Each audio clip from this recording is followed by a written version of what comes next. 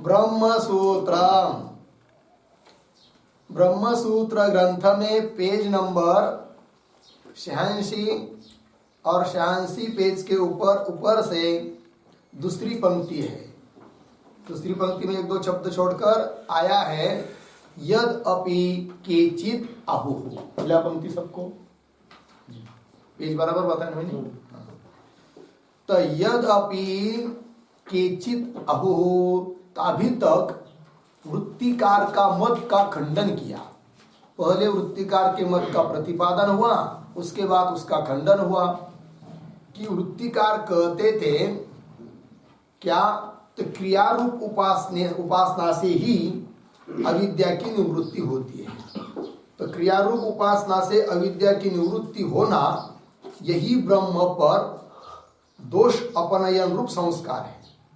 उससे ब्रह्म का आविर्भाव रूप मोक्ष प्राप्त हो जाता है। अतः वेदांत वाक्य ब्रह्म का तो प्रतिपादन कर रहे हैं, किंतु उपासना विधि के अंग होकर प्रतिपादन कर रहे हैं, और ब्रह्म भी उपासना विधि का शेष है, ऐसा उनका कहना था। किनका? वृत्तिकार का। अब उनका खंडन किया और बता दिया कि वेदांत वाक्य उपासना विधि का शेष होकर ब्रह्म का प्रतिपादन नहीं करते हैं, अपितु उपनिषद वाक्य सभी स्वतंत्र रूप से ब्रह्म का प्रतिपादन करते हैं। इस बात का विवेचन किया, बता दिया, उनका खंडन किया वृत्तिकार का। अब और दूसरे कुछ लोग आ रहे हैं, तो कौन है वो? तो प्रभाकर मतानुयायी। तो उनका क्या कहना है वो पहले बताएंगे, फिर उनका खंडन शुरू होगा।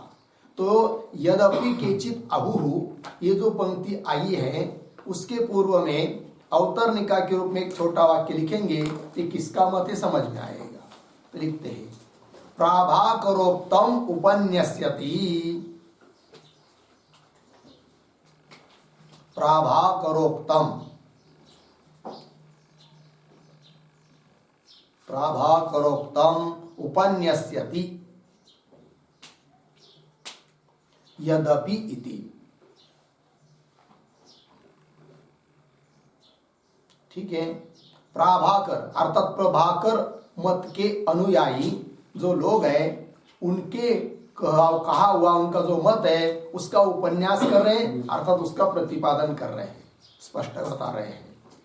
तो यद्यपि केचित अहु, ठीक, क्या कहते वो? तो प्रवृत्ति निवृत्ति विधि, मूल पंक्ति, प्रवृत्ति निवृत्ति विधि तत्शेष व्यतिरेकेन केवल वस्तुवादी वेद भाग नास्ति इति, ये उनका कहना है। फिर आगे के पंक्ति में तन्न इत्यादि से उनका खंडन चालू हो रहा है। तो क्या कहते वो प्रभाकर मतानुयायी? तो बता रहे हैं कि प्रवृत्ति विधि निवृत्ति विधि, और प्रवृत्ति विधि के लिए जो शेष और निवृत्ति विधि के लिए जो शेष है उनका ही वेद प्रतिपादन करता है। इन चार बातों को छोड़कर वेद किसी भी सिद्ध वस्तु का प्रतिपादन नहीं करता है। तो किस किस का प्रतिपादन करता है? प्रवृत्ति विधि का। पंक्ति क्या है देखिए, प्रवृत्ति निवृत्ति विधि तत्शेष। तो प्रवृत्ति विधि निवृत्ति विधि, और तत्शेष मतलब प्रवृत्ति विधि का शेष और निवृत्ति विधि का शेष। तात्पर्य प्रवृत्ति विधि का प्रतिपादन करता है, निवृत्ति विधि का प्रतिपादन करता है, निवृत्ति रूप विधि का प्रतिपादन करता है, ठीक, निषेध वचन। और उनके लिए जो शेष है, आवश्यक है, अंग है, उनका भी प्रतिपादन करता है कौन? वेद। इनसे अतिरिक्त किसी सिद्ध वस्तु का प्रतिपादन नहीं करता है कौन? वेद। ये कहना है उनका, प्रभाकर मतानुयायी लोगों का। तो देखिए भाई, प्रवृत्ति निवृत्ति विधि तत्शेष व्यतिरेकेन, उनको छोड़कर, है कि नहीं, इन प्रवृत्ति आदि को छोड़कर केवल वस्तुवादी वेद भाग नास्ति। केवल वस्तुवादी मतलब क्या? तो केवल वस्तुवादी मतलब सिद्ध वस्तु। तो केवल वस्तुवादी का अर्थ लिखिए सिद्ध वस्तु प्रतिपादक। केवल वस्तुवादी मतलब सिद्ध वस्तु प्रतिपादक।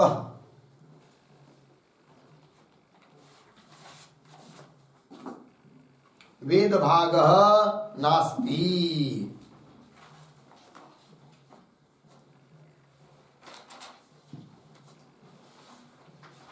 कोई भी ऐसा वेद का अंश, वेद का भाग, वेद का वाक्य नहीं है कि जो केवल सिद्ध वस्तु का प्रतिपादन करता हो, ये उनका कहना है। ठीक है जी। तो बोलेंगे ब्रह्म का प्रतिपादन क्यों नहीं करता है वेद? तो वो लोग ब्रह्म को मानते ही नहीं है। कौन? पूर्व मीमांसक। प्रभाकर भी पूर्व मीमांसक ही है, ठीक है ना? हाँ, तो केवल वस्तुवादी वेद भाग नास्ति, ये जो पंक्ति है ना, वेद भाग नास्ति, उस पर थोड़ा लिखते हैं। कर्ता आत्मा,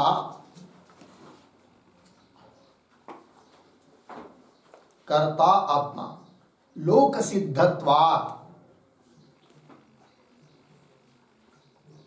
लोक सिद्धत्वात् अर्धविराम न वेदान्तैः प्रतिपाद्यते,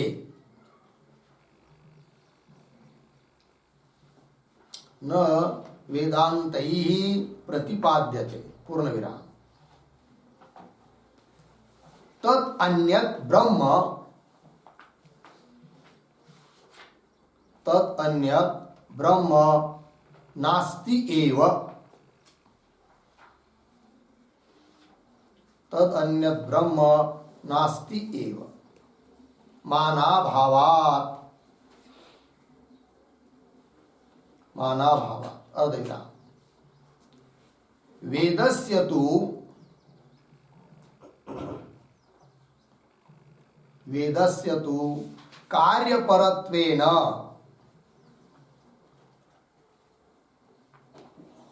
कार्यपरत्वेन ब्रह्मणि न प्रमाणत्वम्, न प्रमाणत्वम् पूर्ण विराम। अतः केवल वस्तुवादी, केवल वस्तुवादी बराबर सिद्धस्य वस्तुनः प्रतिपादकः, सिद्धस्य वस्तुनः प्रतिपादकः वेदभागः, वेदभागः बराबर वेदवाक्यं नास्ति, वेदवाक्यं नास्ति इति प्रभाकरानुयायिनः, इति प्रभाकरानुयायिनः अभिप्रायः, अभिप्रायः। ठीक है, देखो भैया, तो कर्ता आत्मा जो है, जो स्वयं को कर्ता भोक्ता समझ रहा है, वो लोक सिद्ध है, इसलिए उसका प्रतिपादन वेद क्यों करेगा? लोक सिद्ध वस्तु का ही यदि प्रतिपादन वेद करने लगेगा तो वेद अप्रमाण होगा। इसलिए कर्ता जो आत्मा है वो लोक सिद्ध होने के कारण न वेदांत ही प्रतिपाद्यते, वेदांत के द्वारा उसका प्रतिपादन नहीं होता है लोक सिद्ध कर्ता रूप आत्मा का। और बोलेंगे ठीक है, लोक सिद्ध आत्मा का प्रतिपादन नहीं कर रहा है वेद, कोई बात नहीं, ब्रह्म का तो प्रतिपादन कर रहा होगा। तो वो कहता है तद अन्य ब्रह्म नास्ति एव, उस कर्ता रूप आत्मा से भिन्न यदि कोई ब्रह्म होता तो विचार किया जाता कि उसका प्रतिपादन वेद कर रहा है क्या नहीं, किंतु उससे अन्य कोई ब्रह्म ही नहीं है, केवल कर्ता रूप जो जीव वही है, उससे अतिरिक्त कोई ब्रह्म नहीं है, ऐसा कहते हैं मीमांसक लोग। तद अन्य ब्रह्म नास्ति एव, क्यों आई? माना भावा, प्रमाण नहीं है उसके लिए। तो बोलेंगे वेद प्रमाण है ना, तो वो कहते नहीं नहीं, वेद भी प्रमाण नहीं है उसके लिए। क्यों?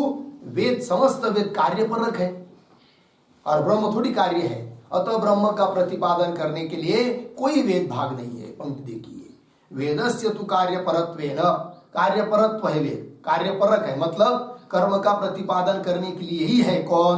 वेद। कार्यपरत्वेन ब्रह्मणि न प्रमाणत्वम्, ब्रह्म में वो प्रमाण नहीं है। ठीक है, अतः इसलिए केवल वस्तुवादी अर्थात सिद्धस्य वस्तु न प्रतिपादक, सिद्ध वस्तु का प्रतिपादक वेद भाग मतलब वेद वाक्य नास्ति, है नहीं, इस प्रकार कहते हैं प्रभाकर मतानुयायी, यही उनका अभिप्राय है। लग गया पंक्ति? तो चलिए मूल में, तो प्रवृत्ति निवृत्ति विधि तत्शेष व्यतिरेकेण केवल वस्तुवादी वेद भाग नास्ति इति हो गया। अब थोड़ा सा ध्यान देंगे भाई। क्या? तो एक है कुमारिल भट्ट, वो भी पूर्व मीमांसा के आचार्य है, और एक है प्रभाकर जी, वो भी एक पूर्व मीमांसा के आचार्य है, ठीक है। और एक मत अभी हम जिसका खंडन किया अभी तक वो हुए कौन? वृत्तिकार। अब ये तीन है, तो इन तीनों में क्या अंतर है? थोड़ा थोड़ा अंतर है, ज्यादा अंतर है नहीं है। तो क्या अंतर है उसके लिए दो पंक्ति लिखेंगे तो तीनों का भेद समझ में आएगा। लिखते हैं भाई। ब्रह्म नास्तिकत्वे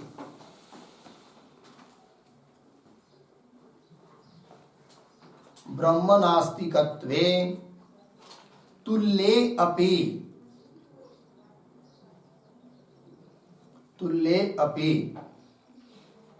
भट्टमते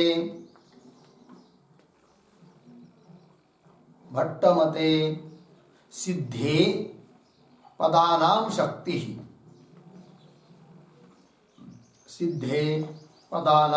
शक्ति अर्धविराम। प्रभाकर मते तो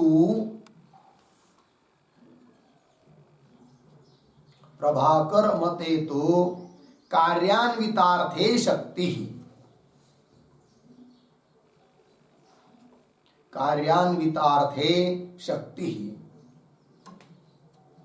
इति भेदः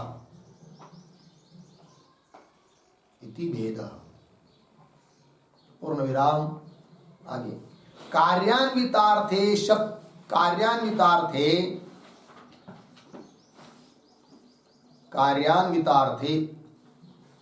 शक्ति तौल्ये अपि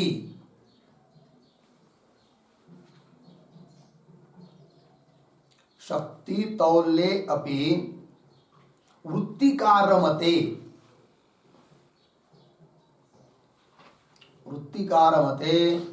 ब्रह्मास्तित्वांगीकारेण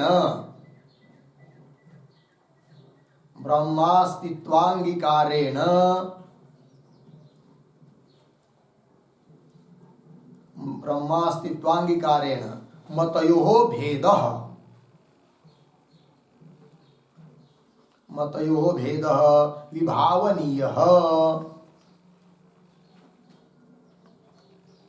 विभावनीयः। ठीक है, देखो भाई यार। तो ब्रह्म नास्तिकत्वे तुल्येपि मतलब भट्टमत कुमारिल भट्ट मतलब कुमारिल भट्ट पूर्व मीमांसा के आचार्य, और प्रभाकर ये भी पूर्व मीमांसा के आचार्य है। दोनों भी ब्रह्म मानते नहीं है। तो ब्रह्म नास्तित्व, ब्रह्म नहीं है, यह मत दोनों का समान होने पर भी दोनों में थोड़ा अंतर है।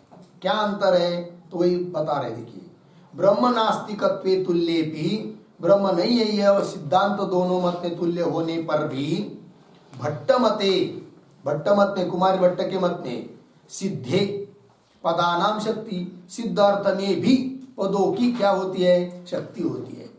अर्थात पद जो होते हैं शब्द, उनकी सिद्ध अर्थ में भी शक्ति होती है। सिद्ध अर्थ में भी शक्ति का ग्रहण होता है। किनके मत में? भट्ट के मत में। और प्रभाकर मत में वैसा नहीं है। कार्यान्वित अर्थ रहेगा तभी उसमें शक्ति का ग्रह होता है। जैसे घट है सामने, सिद्ध अर्थ है, उसमें शक्ति का ग्रह नहीं होगा। 1000 बार भी करेंगे घट अस्ति तो भी सामने वाले को समझ में आएगा ही नहीं कि ये इस चीज को घट बोल रहा है करके। किंतु कब? जब वो प्रयोग करेगा घटम आनय, घटम नय इत्यादि कार्यान्वित अर्थ, तो कार्यान्वित अर्थ में ही पदों की शक्ति होती है। ऐसा मत किनका? प्रभाकर का। इसलिए दोनों में क्या हुआ? अंतर हुआ। यद्यपि ब्रह्म दोनों के मत में नहीं है, किंतु इस मत में इस अंश में भेद है। तो प्रभाकर मते तो कार्यान्वितार्थी शक्ति इति भेद, ये होगा इनका। अब कार्यान्वितार्थी शक्ति तौल्येपि, तो कार्यान्वित अर्थ में ही शक्ति होती है। इस प्रकार जैसे प्रभाकर जी कहते हैं उसी प्रकार वृत्तिकार भी कहते हैं। तो इस अंश में वृत्तिकार और प्रभाकर दोनों समान हुए, तुल्य है। क्या? कार्यान्वित अर्थ में ही पदों की क्या होती है? शक्ति होती है। तो भी वृत्तिकार और प्रभाकर इनका भेद है। क्या भेद है? तो प्रभाकर ब्रह्म को नहीं मानते हैं और वृत्तिकार ब्रह्म को मानते हैं, इसलिए दोनों में क्या हुआ, अंतर हुआ, भेद हुआ। तो कार्यान्वितार्थे शक्ति तौल्येपि, कार्यान्वित अर्थ में शक्ति होती है, यह सिद्धांत दोनों के मत में, अर्थात प्रभाकर और वृत्तिकार इन दोनों के मत में समान होने पर भी, तुल्य होने पर भी वृत्तिकार मते, वृत्तिकार के मत में ब्रह्मास्तित्व अंगीकार, वो ब्रह्म को मानते हैं और प्रभाकर ब्रह्म को नहीं मानते हैं, अतः दोनों में भेद हुआ। तो वृत्तिकार मते ब्रह्मास्तित्व अंगीकारेण मतयो भेद विभावनीय। लग गया पंक्ति? चलिए भाई अब आगे चलिए मूल भाष्य में। तो प्रभाकर मतानुयायी लोगों का क्या कहना है, इस बात को बताया। तो थोड़े में क्या, सिद्ध वस्तु का प्रतिपादक कोई वेद भाग नहीं है, जो भी वेद का वाक्य है वह प्रवृत्ति का, निवृत्ति का कि वह तत्शेष का ही प्रतिपादन करने वाला होता है। यह सिद्धांत हुआ प्रभाकर मतानुयायी लोगों का। अब उनका खंडन करने जा रहे भगवान भाष्यकार। तो पंक्ति आ रही है, तन्न, लग गया जी, तन्न मतलब तत्न, वह उनका कहना ठीक नहीं है, लग गया जी। तो उन्होंने क्या कहा था, ब्रह्म के लिए कोई प्रमाण नहीं है कि नहीं, तो केवल वस्तुवादी वेद भाग नास्ति, केवल सिद्ध वस्तु ब्रह्म का प्रतिपादन करने के लिए वेद भाग नहीं है, अर्थात ब्रह्म के लिए कोई प्रमाण नहीं है, ये कहना हुआ प्रभाकर मतानुयायी लोगों का। तब उसको बता रहे अब खंडन करते समय कि हे प्रभाकर जी, तुम जो कह रहे हो कि माना भाव प्रमाण नहीं है, तो तुम्हारा कहना ठीक नहीं है। तो ये जो पंक्ति आ रही है तन्न, तो उसके उत्तरनिका के रूप में एक वाक्य छोटा सा, माना भाव असिद्ध,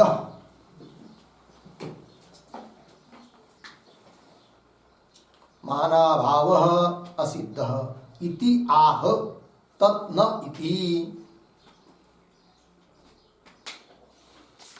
ठीक, माना भाव प्रमाण का अभाव, ये जो उन्होंने कहा था वो असिद्ध है, अर्थात प्रमाण है।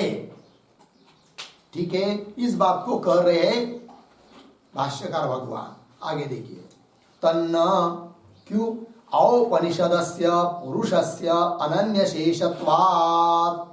ठीक है ना जी, तो औपनिषदस्य पुरुषस्य, औपनिषद मतलब उपनिषद द्वारा जाना जाने वाला ऐसा जो पुरुष अर्थात ब्रह्म, पूर्ण पुरुष ब्रह्म, वो क्या है, अनन्य शेष है। वह किसी का, किसी कर्म का, प्रवृत्ति का, निवृत्ति का या किसी चीज का शेष नहीं है। और ऐसे ब्रह्म का प्रतिपादन करने के लिए है कौन, वेद, उपनिषद भाग, क्योंकि उपनिषद के द्वारा ही वो जाना जा रहा है ब्रह्म तत्व, इसलिए उस ब्रह्म तत्व के लिए प्रमाण हुआ कौन, उपनिषद भाग, वेद भाग। ठीक है ना, और उपनिषद, तो फिर वो बोलेंगे नहीं नहीं, वो भी कर्म का शेष करके बता रहे, तो वो करे नहीं, औपनिषद, औपनिषदस्य पुरुषस्य अनन्य शेषत्वात्, अनन्य शेषत्वात् मतलब वो अन्य का शेष नहीं है, अन्य मतलब कार्य अर्थात कर्म, तो कर्म का शेष नहीं है कौन, उपनिषद के द्वारा जाने जाने वाला ब्रह्म तत्व, इसलिए वो ब्रह्म तत्व कैसा हुआ भाई, अनन्य शेष हुआ। ठीक है, तो देखिए पंक्ति क्या है, औपनिषदस्य पुरुषस्य अनन्य शेषत्वात्, मिला पंक्ति। तो इस पर एक लिखते वाक्य, अन्य प्रमाणैहि,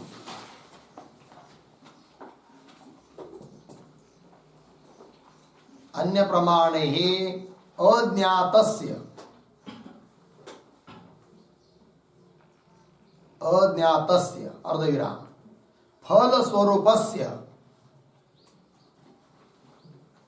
फल स्वरूपस्य अर्धविराम औपनिषदस्य,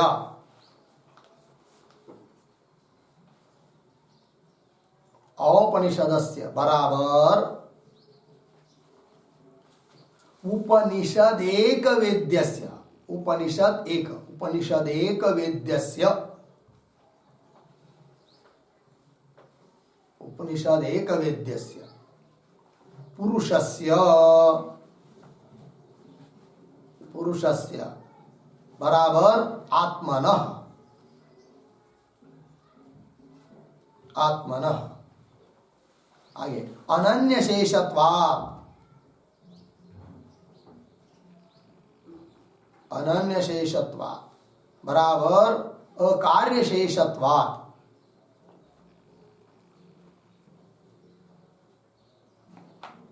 अकार्य शेषत्वात्। आगे यावत् वेदस्य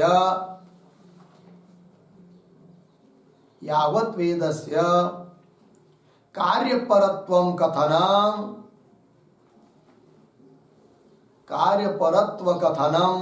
न संभवति इत्यर्थः।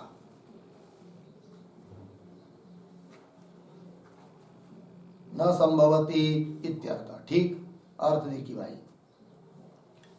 तो अन्य प्रमाण ही अज्ञातस्य, अन्य प्रमाणों के द्वारा जिसका ज्ञान नहीं होता है, ऐसा जो ब्रह्म तत्व और स्वयं फल स्वरूप है, ऐसा जो औपनिषदस्य प्रतीक, उसका अर्थ कर दिया उपनिषद एक वेद्यस्य, केवल उपनिषद मात्र, उपनिषद से ही केवल जाना जाता है। ठीक है, तो उपनिषद एक वेद्यस्य पुरुषस्य अर्थात आत्मनः, पुरुषस्य प्रतीक है आत्मनः, ऐसा जो आत्मा है वह कैसा है भाई, वो स्वयं फल स्वरूप होने के कारण अनन्य शेष है। अनन्य शेषत्वात्, अनन्य शेषत्वात् प्रतीक है, उसका अर्थ कर दिया अकार्य शेषत्वात्। कार्य शब्द का अर्थ होता है कर्म, किसी कर्म का वह शेष नहीं है।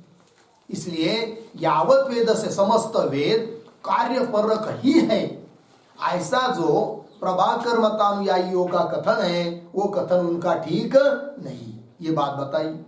यावत वेदस्य कार्यपरत्व कथनम न संभवति इत्यर्थः, क्योंकि उपनिषद के द्वारा जाना जाता है कौन, आत्मा, और उपनिषद भिन्न किसी से जाना नहीं जाता है, अतः उपनिषद वही उसके लिए प्रमाण है ब्रह्म तत्व के लिए। अतः ब्रह्म नहीं है और किस वेद उसके लिए उसका प्रतिपादन नहीं करता है और वो अन्य का शेष है, ये सब बातें कहना प्रभाकर की ठीक नहीं है, ये बात बताई। तो चलिए भाई, औपनिषदस्य पुरुषस्य अनन्य शेषत्वात्, इसी का और स्पष्टीकरण कर रहे भगवान भाष्यकार आगे के पंक्तियों में। तो ये संग्रह वाक्य हुआ औपनिषदस्य पुरुषस्य अनन्य शेषत्वात्, संग्रह वाक्य व्याख्याय ग्रंथ, फिर उसकी व्याख्या कर रहे स्वयं आगे। यह असौ उपनिषत्सु एव अधिगतः पुरुषः असंसारी ब्रह्म, अर्धविराम, उत्पत्त्यादि चतुर्विध द्रव्य विलक्षणः, अर्धविराम, और स्वप्रकरणस्थः अनन्य शेषः।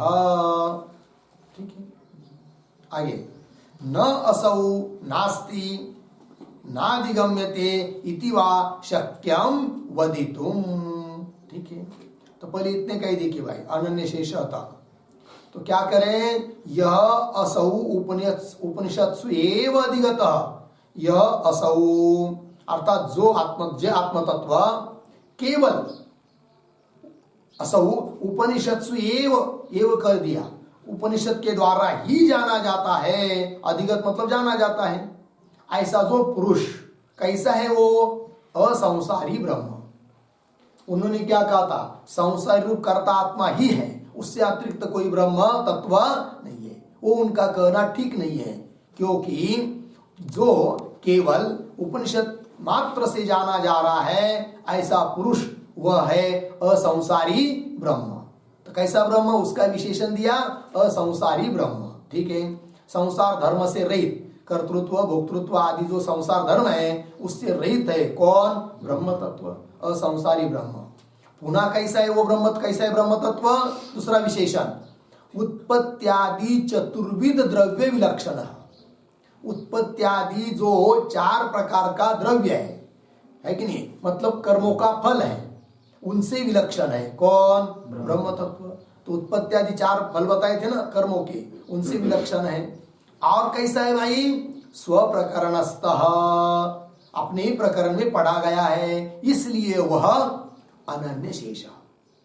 अनन्य शेष कहा, ब्रह्म असंसारी ब्रह्म अर्थात आत्मा अनन्य शेष है, अन्य का शेष नहीं है।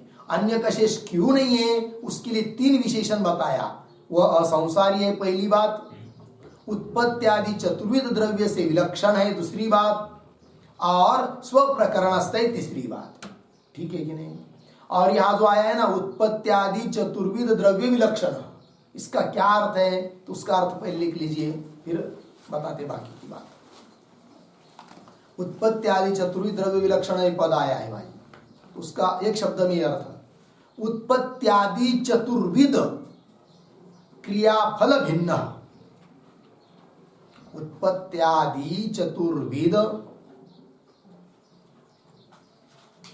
उत्पत्त्यादि चतुर्विध क्रियाफल भिन्न।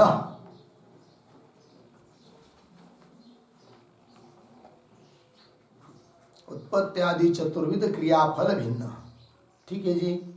हाँ, तो उत्पत्ति, उत्पत्त्यादि तो उत्पाद्य, ठीक, संस्कार्य, आप्य, विकार्य, इस 4 प्रकार का बताया था क्या?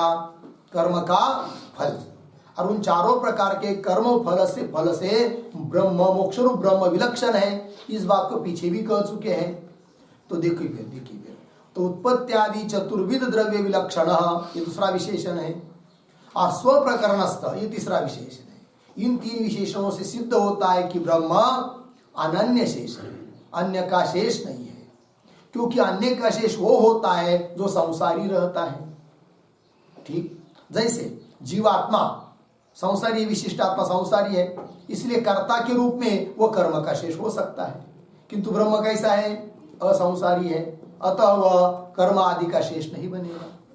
दूसरी बात, कर्म का शेष वो हो सकता है जो कर्मों का फल हो, उत्पत्ति आदि। तो ब्रह्म तो कर्म का फल नहीं है, अतः इस रूप से भी वह अन्य का शेष, कर्म का शेष नहीं है। और अन्य प्रकरण में पठित हो तो भी वो इति कर्तव्यता के रूप में कर्म का शेष बन सकता है। जैसे दर्श पूर्णमास याग के लिए प्रयाजादि याग छोटे छोटे, वो क्या है? इति कर्तव्यता रूप से क्या है? अंग है। अन्य कर्म, दर्श पूर्णमास याग रूप जो कर्म, उसके लिए वो शेष है। उस प्रकार ब्रह्म शेष नहीं है। तीनों प्रकार से ब्रह्म में अन्य शेषता नहीं आती है, कर्म शेषता नहीं आती है, इसलिए ब्रह्म अनन्य शेष है। इस बात को बताया। तो इस बात का स्पष्टीकरण करने के लिए थोड़ा लिखते हैं हम लोग 2-3 पंक्ति। जो आया ना अंतिम में, स्वप्रकरणस्थ अनन्य शेष। अनन्य शेष कैसा है वो ब्रह्म? इसके लिए 3 विशेषण दिया। तो किंतु तो उसका स्पष्टीकरण करते हैं अभी। तो लिखती है भाई, ब्रह्म अनन्य शेष,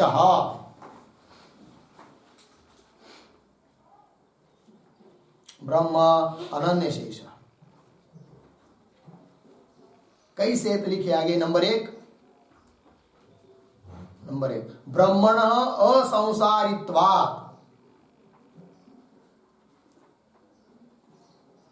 ब्रह्मण असंसारित्वात् जीववत् कर्तृत्वेन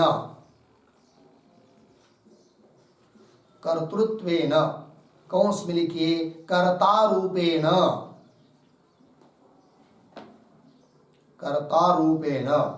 कौंस बंद कार्यशेषत्वं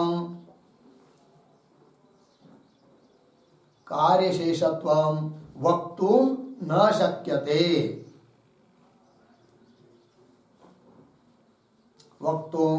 शक्यते, इति अनन्यशेषत्वं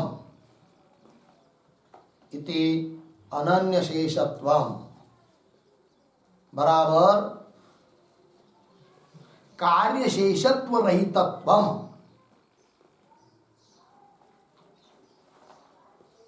कार्यशेषत्व रहितत्वं ब्रह्मणः भवति,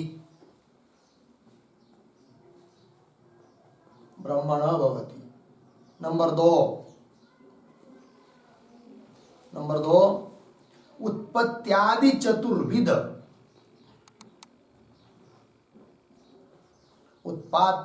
उत्पाद्यादि ऐसा है, उत्पाद्यादि चतुर्विध क्रियाफल,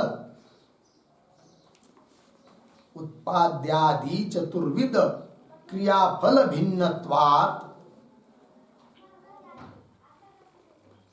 क्रियाफल भिन्नत्वात् घटाधिवत्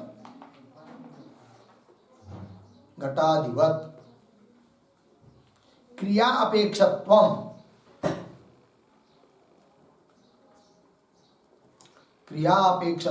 अपि ब्रह्मण नास्ति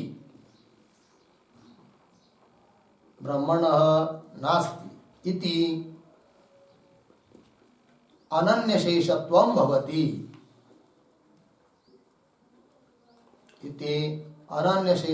भवति पूर्ण विराम। नंबर 3 स्वप्रकरणस्थः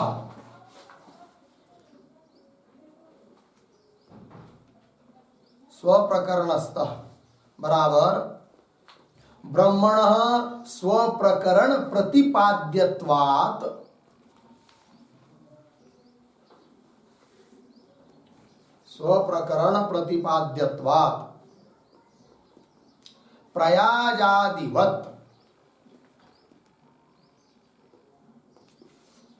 प्रयाजादिवत् इति कर्तव्यतात्वेन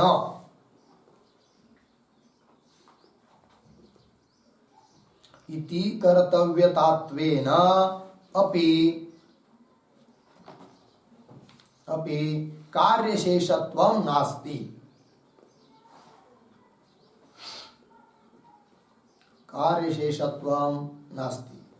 पूर्ण विराम। अतः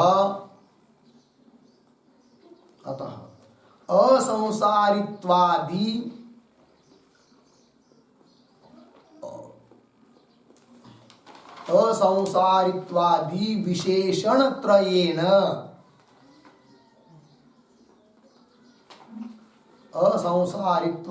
विशेषणत्रयेण ब्रह्मणः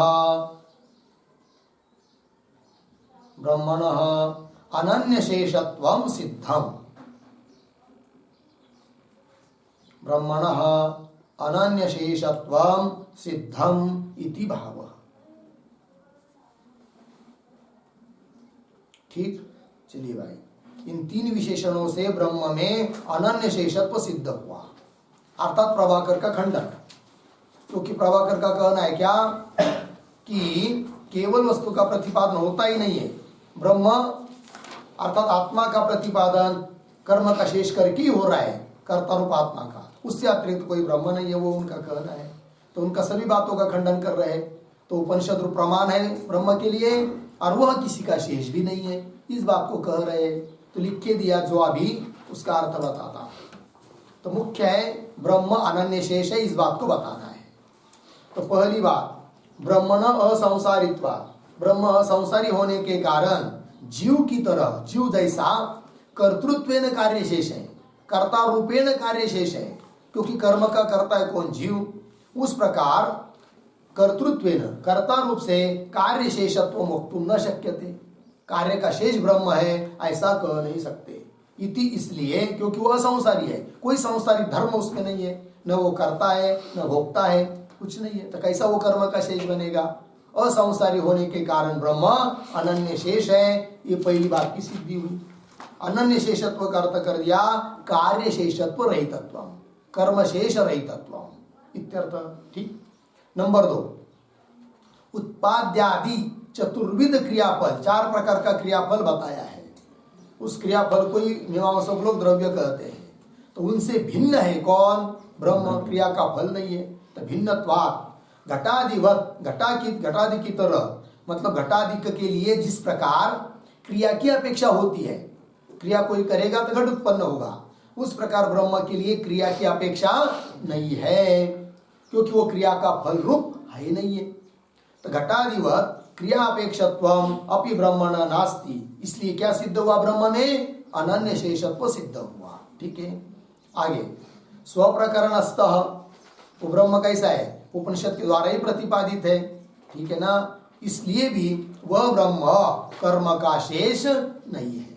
ठीक है, क्योंकि मीमांसक के यहाँ जिस प्रकरण में है नहीं फल सहित कोई विशेष कर्म बताया है, और उसके आसपास दूसरे प्रकरण में कर्म तो बताया है, कुछ बताया है किंतु उसका फल नहीं बताया है। तब ऐसे कर्म क्या होते हैं? तो जिस कर्मों का फल बताया है उस मुख्य फल कर्म के लिए कर्म रहित, फल रहित जो कर्म है वह उनके अंग बन जाते हैं। जैसे दर्श पूर्णमास याग है, और वो तो क्या है, उसका फल भी बताया, दर्श पूर्णमास याग है, और उससे भिन्न प्रकरण में पठित है कौन? प्रयाज आदि। किंतु उन प्रयाज आदि का कोई फल नहीं बताया है। अतः फल रहित जो प्रयाज आदि है वे अंग बन जाते हैं किसके? दर्श पूर्णमास याग के। किस रूप से? इति कर्तव्यतात्वेन, इति कर्तव्यता रूप से। किस प्रकार करे दर्श पूर्णमास याग, इस प्रकार को बताया है अन्य प्रकरण में, प्रयाज आदि का प्रकरण में। अतः इति कर्तव्यता रूप से वह वे प्रयाज आदि कर्म के अंग बन जाते हैं। उस प्रकार फल अलग जगह बताया हो, ब्रह्म का प्रतिपादन अलग जगह होता, तब विचार कर सकते थे क्या कि इति कर्तव्यता के रूप में ब्रह्म का प्रतिपादन है इसलिए वो अंग है, किंतु ऐसी बात नहीं है। तो जिन उपनिषदों में ब्रह्म विद्या का फल बताया है उसी उपनिषद में ब्रह्म तत्व का प्रतिपादन हुआ है। अतः ब्रह्म तत्व कैसा हुआ? स्वप्रकरणस्थ हुआ है कि नहीं? वही लिखा, ब्रह्मण स्वप्रकरण, मूल में आया है स्वप्रकरणस्थ, उसी का भाव बताया स्वप्रकरण प्रतिपाद्यत्वा। अपने प्रकरण में, वेदांत में ही, उपनिषद में ही उनका प्रतिपादन हुआ है। किसका? ब्रह्म का। तो ब्रह्मण स्वप्रकरण प्रतिपाद्यत्वात्, ऐसा होने से प्रयाजादिवत, प्रयाज आदि की तरह इति कर्तव्यता रूप से भी वो अंग नहीं है, शेष नहीं है। कौन? ब्रह्म। जैसे कि प्रयाज आदि इति कर्तव्यता के रूप में दर्श पूर्णमास याग के अंग है, वैसा नहीं है। तो ब्रह्मण स्वप्रकरण प्रतिपाद्यत्वात् प्रयाजादिवत इति कर्तव्यतात्वेन, इति कर्तव्यता के रूप में भी कार्य शेषत्वं नास्ति। अतः असंसारित्वादि विशेषण त्रयेन, असंसारित्वादि जो 3 विशेषण बताए इस पंक्ति में, भाष्य के पंक्ति में, उन 3 विशेषणों से क्या सिद्ध हुआ?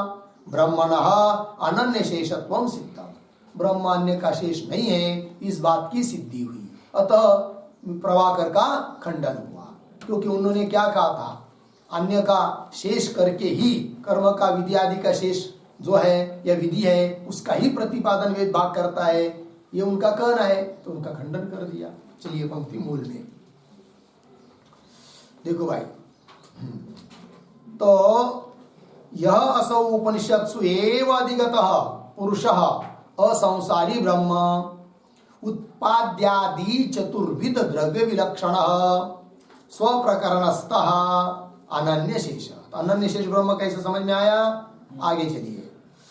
इसलिए फिर आगे वो ब्रह्म नहीं है ये कह नहीं सकते, क्योंकि उसके लिए कोई प्रमाण नहीं होता, तब ब्रह्म नहीं ऐसा कह सकते थे, है ना? इसलिए प्रभाकर जो कहते कि ब्रह्म है नहीं, तो वो उनका कहना ठीक नहीं है। वही कह रहे न असौ, मिला पंक्ति, न असौ नास्ति न अधिगम्यते इति वा शक्यम वदितुम। इतने पद दिखे उनका अन्वय, असौ नास्ति,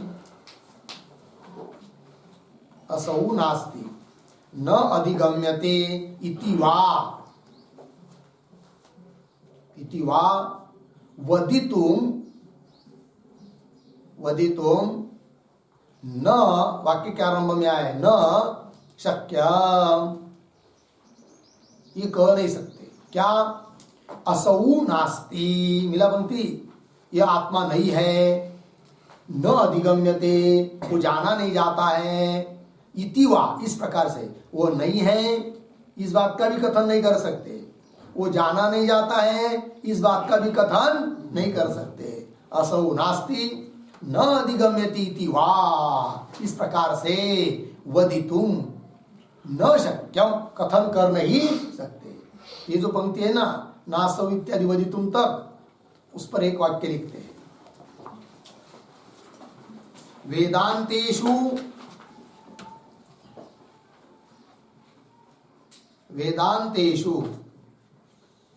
स्फुटत्वेन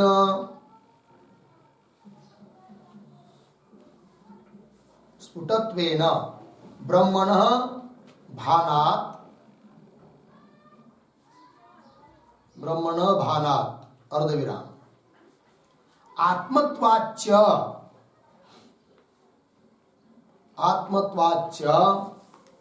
असौ नास्ति इति वदितुं न शक्यम किंवा न शक्यः इत्यर्थः न शक्यम इत्यर्थः इति वदितुं न शक्यम इत्यर्थः। अर्थ देखिए भाई, तो वेदांतेषु वेदांतों में स्फुटत्वेन स्पष्ट रूप से ब्रह्म का भान है, ब्रह्म का कथन है। दूसरी बात, आत्मत्वात् वो ब्रह्म ही आत्मा है, अपना स्वरूप है और स्वयं का निषेध निराकरण किया नहीं जा सकता। तो आत्मत्वाच्च वह ब्रह्म आत्मा ही होने के कारण असौ नास्ति, वह आत्मा नहीं है। इति वदितुं न शक्य, ये कथन कर नहीं सकते। ठीक है जी, चलिए आगे स एषः पंक्ति मिली। अब वो ब्रह्म ही आत्मा है, तो आत्मत्व उसमें है, इस बात को प्रमाणित करने के लिए श्रुति दे रहे हैं। देखो पंक्ति, स एषः नेति न इति आत्मा इति आत्म शब्दात्, है कि नहीं। जिस ब्रह्म तत्व का प्रतिपादन या ज्ञान कराने के लिए उपनिषदों की प्रवृत्ति है वही आत्मा है, इस बात को बता रहे प्रमाण देकर। तो पढ़ता हूं, देखिए, स एषः न इति आत्मा इति आत्म शब्दात् आत्मनश्च प्रत्याख्यातुम अशक्यत्वात्। देखो भाई, स एषः नेति आत्मा, तो कैसा पढ़ेंगे, न इति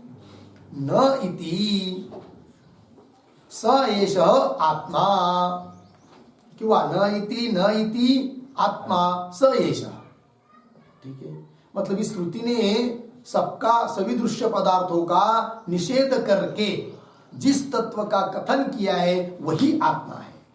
ठीक है, तो नेति यहां जो इति पद है उसका अर्थ इदम है, तो उस पर लिखिए वाक्य फिर,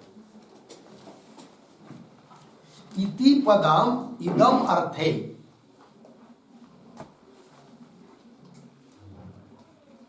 इति पदम इदम अर्थे, इति पदम इदम अर्थे पूर्ण विराम। आगे इदम न अर्धविराम, इदम न पुनः डबल इदम न इति सर्वदृश्य निषेधेन, सर्वदृश्य निषेधेन यह आत्मा उपदिष्टः, यह आत्मा उपदिष्टः सह एषः इत्यर्थः, सह एषः इत्यर्थः। ठीक है, देखो भाई अर्थ, इति पदम इदम अर्थे, श्रुति में आया हुआ जो दो जगह इति पद है, न इति, इति पद का अर्थ करना इदम, तो क्या अर्थ होगा फिर, इदम न मतलब यह ब्रह्म नहीं है, यह ब्रह्म नहीं है, मतलब घट ब्रह्म नहीं है, मठ ब्रह्म नहीं है, पृथ्वी ब्रह्म नहीं है, जल ब्रह्म नहीं है, जितने भी दृश्य पदार्थ है उन सबका क्या करती है श्रुति, निषेध करती है। इदम न इति सर्वदृश्य निषेधेन, सभी दृश्य पदार्थों का निषेध कर देने से यह आत्मा उपदिष्ट, सबका निषेध का अवधिभूत अंतिम जिसका निषेध नहीं किया जा सकता है वह आत्मा है, ऐसा उपदेश किया है। यह आत्मा उपदिष्ट स एष, वही यह ब्रह्म है, वही आत्मा है, यह अर्थ। तो देखो भाई, स एष मूल में स एष नेति आत्मा इति आत्म शब्द ब्रह्म के लिए आत्मा शब्द का प्रयोग हुआ है, और आत्मनः च प्रत्याख्यातुम अशक्यत्वात्, और आत्मा का मतलब अपने स्वरूप का प्रत्याख्यान कोई कर नहीं सकता। प्रत्याख्यान मतलब निराकरण, निषेध कोई नहीं कर सकता है। अपने से भिन्न पदार्थों का निषेध कर सकते हैं, स्वयं का निषेध नहीं कर सकता है, क्योंकि जो निषेध करने वाला है वही अपना स्वरूप है, वही आत्मा है और वही ब्रह्म है। लगा पंक्ति, वही दे रहे। इति आत्म शब्दात् आत्मनः च प्रत्याख्यातुम, प्रत्याख्यातुम शब्द करते हैं निराकर्तुम अशक्यत्वात्, अपने आत्मा का अपने स्वरूप का निराकरण नहीं कर सकते। प्रत्याख्यातुम अशक्यत्वात्। आगे यह एव, क्यों निराकरण नहीं कर सकते, निषेध नहीं कर सकते भाई? तो बता रहे यह एव निराकर्ता तस्यैव आत्मत्वात्। यह एव, जो कोई निराकरण करने वाला है तो वही है कौन? आत्मा। ठीक है ना? हम लोग घट पट इत्यादि पदार्थों का निषेध निराकरण कर सकते हैं, घट नहीं, पट नहीं, पट नहीं, पट नहीं, स्वयं का निराकरण कैसे करेंगे? सबका जो निराकरण करता है वही है कौन? आत्मा। उसका कौन निराकरण करेगा? देखिए यह एव निराकर्ता तस्य एव आत्मत्वात्, वही आत्मा है। लग गया जी? इसलिए उसका निषेध कर नहीं सकते, वो नहीं है ऐसा बोल नहीं सकते, उसके लिए कोई प्रमाण नहीं है ऐसा कह नहीं सकते, और वह ब्रह्म रूप आत्मा किसी कर्म का शेष है यह भी कह नहीं सकते। इन सब बातों का विचार बताया। ठीक, इसलिए खंडन हुआ प्रभाकर जी का। किंतु और भी वो आक्षेप कर रहे, कौन? पूर्व पक्षी। तो आगे पंक्ति आ रही है ननु, मिला?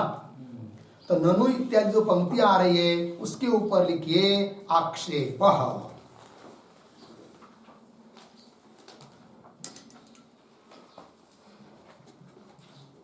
आक्षेप, तो क्या आक्षेप किया जा रहा है भाई? तो उस आक्षेप को समझने के लिए ननु इत्यादि पंक्ति के पूर्व में अवतरणिका के रूप में एक छोटी पंक्ति लिखते हैं। आत्मनः लोक सिद्धत्वात्,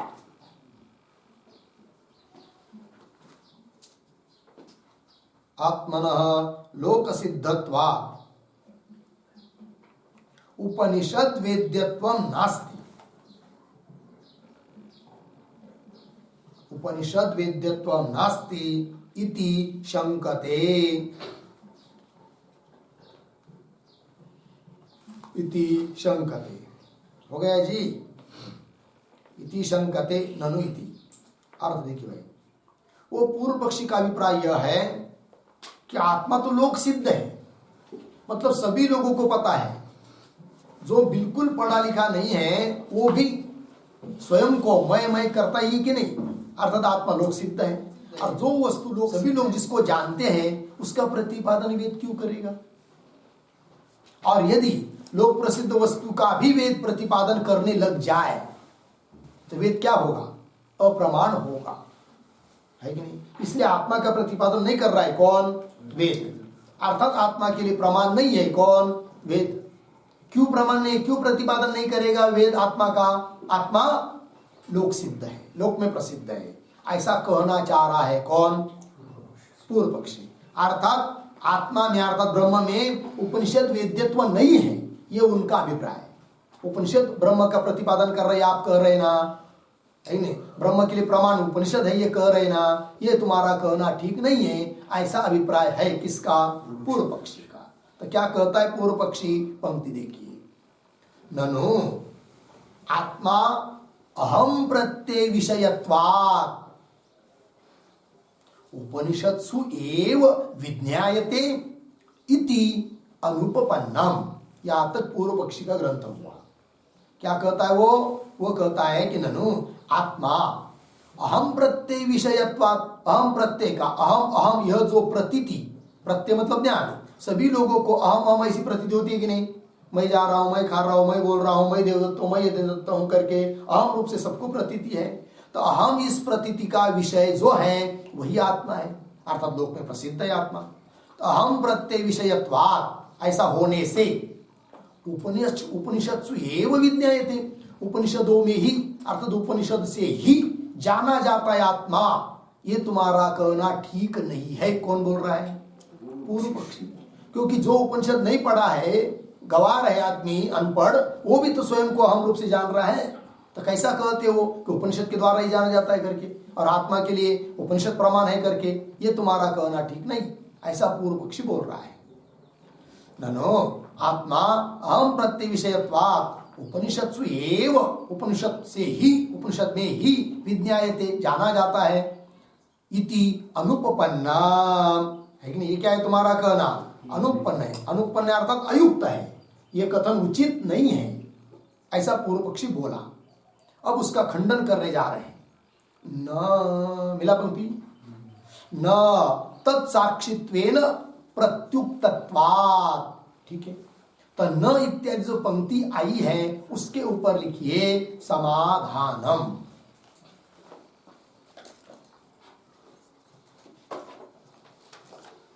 समाधान ग्रंथ देखो भाई।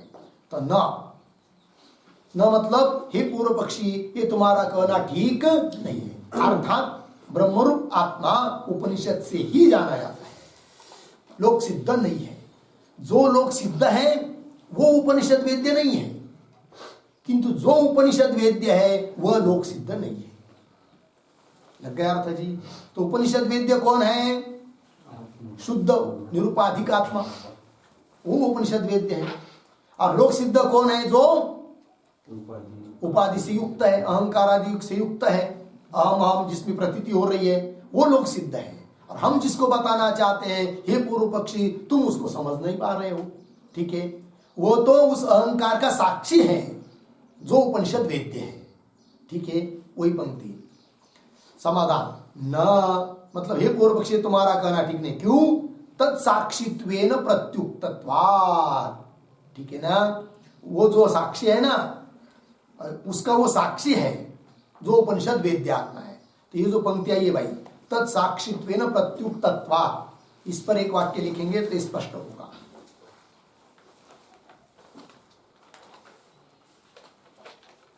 मिल गया ना?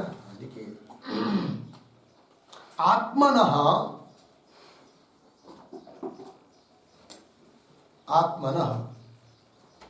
तत्साक्षित्वेन, प्रतीक है, तत्साक्षित्वेन बराबर अहंकारादि साक्षित्वेन, अहंकारादि साक्षित्वेन, आगे अहम द्विविषयत्वस्य, अहम द्विविषयत्वस्य प्रत्युक्तत्वात्, प्रतीक है, प्रत्युक्तत्वात्, प्रत्युक्तत्वात् बराबर निरस्तत्वात्, निरस्तत्वात्, न लोक सिद्धता इत्यर्थः, न लोक सिद्धता इत्यर्थः। हो गया अर्थ। देखिए भाई, मूल की पंक्ति को समझते हुए इस पंक्ति को देखेंगे। तो क्या कहा? तत्साक्षित्वेन प्रत्युक्तत्वात्। तो किसका प्रत्युक्त? प्रत्युक्त कौन है? निरस्त किसका हुआ है? खंडन किसका किया है? तो देखिए, तत्साक्षित्वेन प्रत्युक्तत्वात्, मूल की पंक्ति है। और आपने लिखी, देखिए, आत्मनः तत्साक्षित्वेन, आत्मा तत्का साक्षी, उसका साक्षी है। किसका? तत्साक्षित्वेन का अर्थ लिखा अहंकारादि साक्षित्वेन। जिस आत्मा को सिद्धांति कह रहे हैं पूर्व पक्षी को, हे पूर्व पक्षी, जिस आत्म तत्व को हम समझाना चाहते हैं, जो उपनिषद वेद्य है, वो कौन है? वह तत्साक्षी है, अर्थात अहंकारादि का साक्षी है। अर्थात तुम जिसको समझ रहे हैं ना आत्मा, अहम इस प्रतीति का विषयभूत आत्मा, उसका साक्षी है वो, अर्थात अहंकारादि का साक्षी है। अतः शुद्ध आत्मा करके वो है, और अहम प्रतीति का जो विषय उसका खंडन किया है, अर्थात वो सच्चा आत्मा नहीं है। प्रत्युक्तत्व तो टिप्पणी देखिए, आत्मनः तत्साक्षित्वेन, अर्थात अहंकारादि साक्षित्वेन, अहंकारादि का साक्षी आत्मा होने से, अहंकारादि साक्षित्वेन अर्धविराम अहम द्विविषयत्वस्य प्रत्युक्तत्वात्, अर्थात अहम इस बुद्धि का विषय आत्मा है, इस बात का खंडन किया गया है। प्रत्युक्तत्वात्, निरस्तत्वात् खंडन किया है। मतलब अहम इस प्रतीति का जो विषय है वह आत्मा नहीं है, वो तो विशिष्ट आत्मा है, सोपाधिक आत्मा है। और हम तो बताना चाहते उसका साक्षी को, अर्थात निरुपाधिक शुद्ध आत्मा को, वो उपनिषद वेद्य है। ये कहने का तात्पर्य। पंक्ति लगी कि नहीं? देखो भाई, आत्मनः तत्साक्षित्वेन, इसका अर्थ कर दिया टिप्पणी में, अहंकारादि साक्षित्वेन, अर्धविराम। फिर अहम दि विषय प्रत्युक्त किसका हुआ है, खंडन किसका किया है? अहम धि विषयत्वस्य प्रत्युक्तत्वात्, मतलब आत्मा अहम बुद्धि का विषय है, इस बात का निराकरण किया गया है। ये बात प्रत्युक्तत्वात् निरस्तत्वात्, इसलिए न लोक सिद्धता। पूर्व पक्ष ने क्या कहा था? आत्मा कैसा है? लोक सिद्ध है। तो लोक सिद्ध नहीं है। जो लोक सिद्ध है वह अहम प्रतीति का विषय है और वह आत्मा है, इसका निराकरण किया गया है, क्योंकि आत्मा वह है जो अहंकारादिकों का भी साक्षी है, ये कहना। तो देखो भाई पंक्ति मूल्य, न तत्साक्षित्वेन प्रत्युक्तत्वात्, मिल गया, पूर्ण विराम हुआ। आगे चलिए अभी।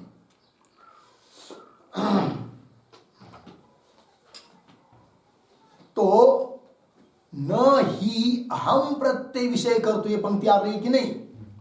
तो इस पंक्ति से क्या कहना चाह रहे भाष्यकार भगवान? तो भाष्यकार भगवान इस आगे न ही इत्यादि आने वाली पंक्ति से उस बात को कहना चाह रहे हैं पूर्व पक्षी को, कि अरे पूर्व पक्षी, जिस आत्म तत्व को बड़े बड़े भी नहीं जानते हैं उसको तुम क्या समझोगे?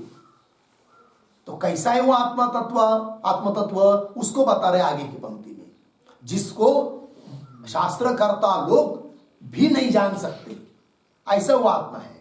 और तुम कह रहे हो कि लोक सिद्ध है वो, कैसा लोक सिद्ध हो सकता है? नहीं हो सकता है। ठीक है, तो ये जो पंक्ति आ रही है न ही अहम इत्यादि, इसके उत्तर निकाय के रूप में एक वाक्य लिखेंगे,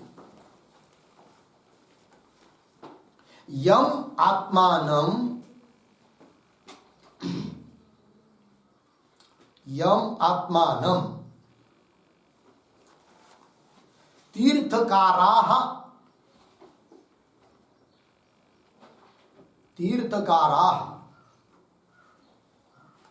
बराबर शास्त्रकर्तारः, तीर्थकाराः बराबर शास्त्रकर्तारः अपि न जानन्ति, अपि न जानन्ति, अर्धविराम, तस्य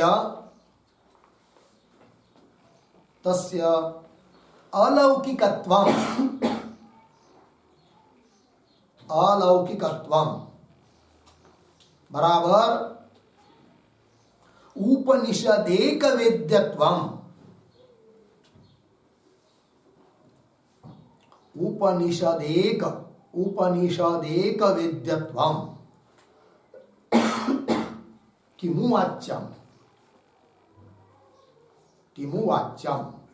इति आह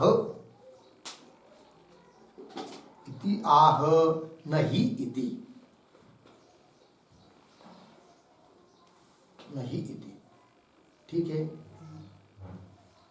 अर्थ देखिए भाई।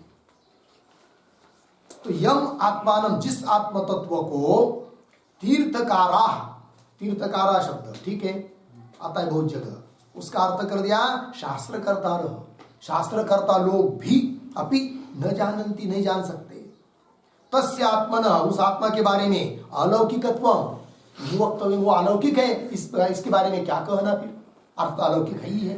अलौकिक है मतलब उपनिषद एक वेद्यत्व है, केवल उपनिषद के द्वारा ही वो जाना जाता है, इस बारे में कहना ही क्या? अर्थात उपनिषद से ही वो जाना जाता है, ये बात कह रहे, अर्थात लोक सिद्ध नहीं है। कौन? आत्मा। पूर्व पक्ष का आक्षेप क्या था? वो आत्मलोक सिद्ध है कि नहीं? तो उसको उपनिषद क्यों प्रतिपादन करेंगे? तब कह रहे सिद्धांती, अरे भाई, जिस आत्मा का प्रतिपादन हम करना चाहते हैं वह आत्मा लोक सिद्ध नहीं है। लोक सिद्ध क्या? बड़े बड़े तीर्थकार भी उसको नहीं जान सकते, तो वो अलौकिक है, केवल उपनिषद से ही जाना जाता है, ऐसी बात है। तो लोक सिद्ध कहां से होगा, ये कहना। ठीक है जी। मुआच्चम इति आह नहीं थी, तो पंक्ति देखिए अभी मूल में, न ही अहम प्रत्यय विषय कर्तृ व्यतिरेकेन तत्साक्षी सर्वभूतस्थः समः एकः कूटस्थ नित्यः पुरुषः विधि कांडे तर्क समये वा केनचित अधिगतः सर्वस्य आत्मा। यहां तक थोड़ा सा अन्वय करते हैं, न को बाद में देंगे, तो ही से शुरू कर देते हैं। तो ही अहम प्रत्यय विषय कर्तृ व्यतिरेकेन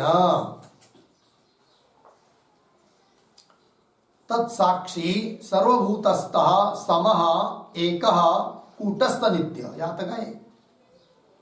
फिर आगे थोड़ा आगे जाकर शब्द आया है अंतिम का सर्वस्य आत्मा। आपके पुस्तक में कूटस्थ नित्य एक ही है क्या, अलग अलग करके दिया है? एक ही। कूटस्थ नित्य ऐसा है कि कूटस्थ नित्य?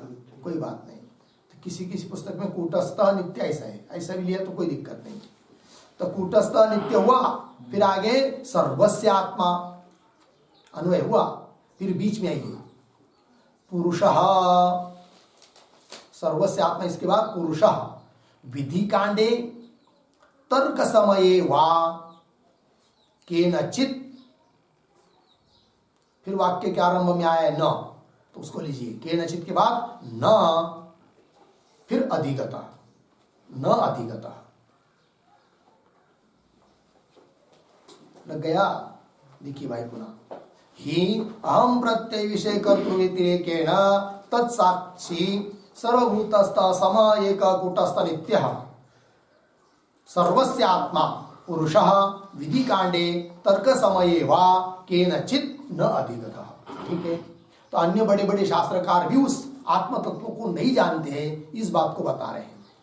ही क्योंकि अहम प्रत्यय विषय कर्तृ व्यतिरेकेण, अहम अहम ये प्रतीति सबको हो रही कि नहीं, तो अहम अहम इस रूप से प्रतीति सबको हो रही, वो कर्ता रूप आत्मा है, किंतु वो उपनिषद वेद्य आत्मा नहीं है, उससे व्यतिरिक्त आत्मा है, इस बात को जानना है। तो उससे व्यतिरिक्त रूप से कैसा वो, फिर तत्साक्षी, वो अहंकारादिकों का साक्षी, सर्वभूतस्थ सभी भूतों में विद्यमान, एक विद्यमान, सम मतलब जिसमें तारतम्य नहीं है, तारतम्य वर्जित है जो, ऐसा सम, एक अखंड एक रस, कूटस्थ अर्थात निर्विकार, पुनः नित्य, सर्वस्य आत्मा सबका वो स्वरूप है, ऐसा आत्मा अर्थात पुरुष, विधि कांडे अर्थात कर्म कांड में, और तर्क समय मतलब न्याय शास्त्रे सब लिखाएंगे, तो विधि कांडे ठीक है ना, कर्म कांड में, तर्क समय मतलब तर्क शास्त्र में भी केनचित न अधिगत, किसी ने भी इस प्रकार के आत्मा को नहीं जाना है। तब कैसा कहते हो पूर्व पक्षी तुम कि आत्मा लोक सिद्ध है करके, अर्थात लोक सिद्ध नहीं है, अपितु अलौकिक है, अर्थात एकमात्र उपनिषद वेद्य है। कौन? आत्मा। ठीक है, ब्रह्म, वही ब्रह्म आत्मा। ठीक है, तो अभी इतने जो विशेषण दिए कि नहीं आत्मा के, इस एक एक विशेषण में एक एक रहस्य भरा हुआ है। क्या रहस्य भरा हुआ है? तो कौन कौन शास्त्रकार आत्मा को किस किस रूप से नहीं जान पाया, इस बात को बताने के लिए एक एक विशेषण दिया गया है। बात समझ में आई? तो कैसे वो सब चीज, तो ये जो पंक्तियां ये न ही अहम प्रत्यय विषय कर्तृ व्यतिरेकेन इत्यादि लिखते, उस पर इन सभी पंक्ति के ऊपर एक टिप्पणी, अहम प्रत्यय विषय कर्तृ व्यतिरेकेन इत्यादि को आधार बनाकर लिखते थोड़ा। अहम प्रत्ययस्य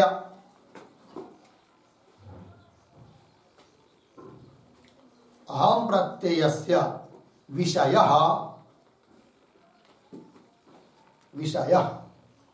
अहम प्रत्यय विषयः,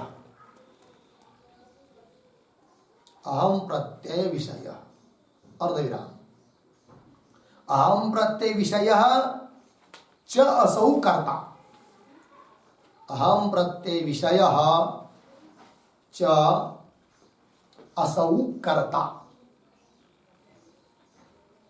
च असौ कर्ता, च इति आत्मा, च इति आत्मा।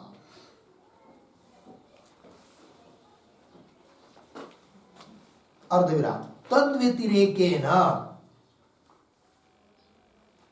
तद्व्यतिरेकेन बराबर तादृश आत्मा भिन्नत्वेन, तादृश आत्मा भिन्नत्वेन पूर्ण विराम। आगे प्रतीक तत्साक्षी, तत्साक्षी बराबर अहंकारादि साक्षी, अहंकारादि साक्षी अर्धविराम। आगे प्रतीक समः, समः बराबर तारतम्य वर्जित, तारतम्य वर्जित पूर्ण विराम। आगे प्रतीक विधि कांडे, विधि कांडे बराबर कर्म कांडात्मक शास्त्रे, कर्म कांडात्मक शास्त्रे अर्धविराम। तर्क समये प्रतीक बराबर तर्क समये बराबर तर्क शास्त्रे, तर्क शास्त्रे अर्धविराम। सर्वस्य आत्मा,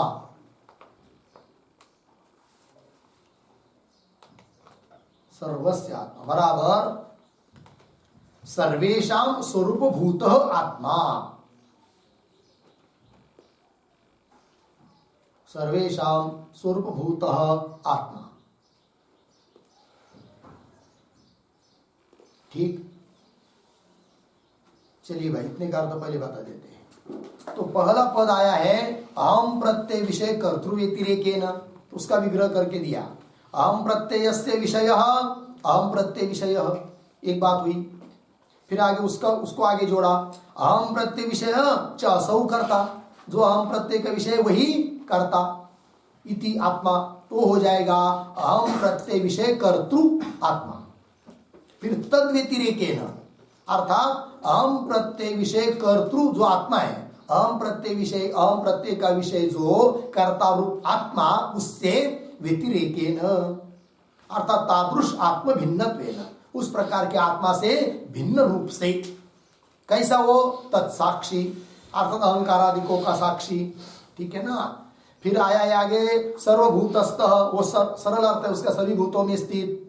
फिर प्रतीक आया सम, सम का अर्थ कर दिया तारतम्य वर्जित, जिसमें कम ज्यादापना नहीं है, सबके लिए जो समान है कि नहीं। पुनः एक है वो, कुटस्थ है, निर्विकार है, नित्य है, ऐसा पुरुष रूप आत्मा विधि कांडे। तो विधि कांडे प्रतीक उसका अर्थ कर दिया कर्म कांडात्मक शास्त्र में भी। तर्क समय, समय मतलब शास्त्र, तर्क शास्त्र में भी किसी ने नहीं जाना है। ऐसा कैसा है वो? सर्वस्य आत्मा अर्थात सर्वेषां स्वरूपभूत आत्मा, सबका स्वरूपभूत वो आत्मा है। वह उस आत्मा को अन्य अन्य शास्त्रकार नहीं जान पाए, ऐसा वो उपनिषद वेद्य आत्मा है, लोक सिद्ध आत्मा नहीं है कि नहीं। जो यदि लोक सिद्ध होता तो उपनिषद उसका प्रतिपादन नहीं करते, लोक सिद्ध है नहीं, अतः उपनिषद उसका प्रतिपादन करते हैं, अर्थात उपनिषद उसके लिए प्रमाण है। अतः ब्रह्म नहीं यह तुम कह नहीं सकते हो, ऐसा सिद्धांती बोल रहे हैं। किसको? पूर्व पक्षी। ठीक है। अब ये सब विशेषण दिया है कि नहीं, तो किस विशेषण से कौन आत्मा को कैसा नहीं जान पाया इसको बताना है, किंतु समय बहुत हुआ। ठीक है ना, तो उसका विचार हम लोग फिर कल करते हैं। ठीक है, चलिए। ओम पूर्णमदः पूर्णमिदं पूर्णात् पूर्णमुदच्यते पूर्णस्य पूर्णमादाय पूर्णमेवावशिष्यते। ओम शांति शांति शांति।